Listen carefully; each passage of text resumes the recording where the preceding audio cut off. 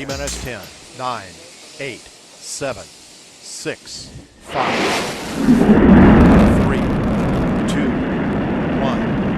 0, and liftoff of Space Shuttle Atlantis on a mission to build, resupply, and to do research on the International Space Station.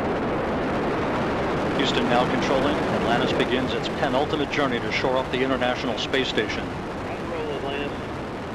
Atlantis now in the proper alignment for its 8.5-minute ride to orbit. 4.5 million pounds of hardware and humans taking aim on the International Outpost. 30 seconds into the flight. Atlantis almost 2 miles in altitude, almost 6 miles downrange from the Kennedy Space Center already, traveling 500 miles an hour. The 3 liquid fuel main engines now throttling back to 72% of rated performance, going into the bucket, reducing the stress on the shuttle as it breaks through the sound barrier.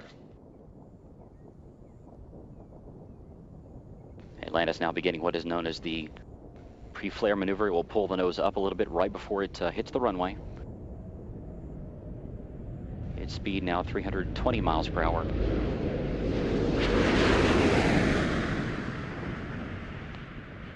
The gear is down and locked.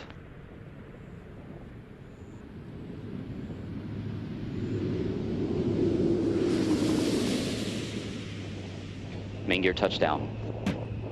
Atlantis' nose being now rotated down toward the runway. The chute being deployed.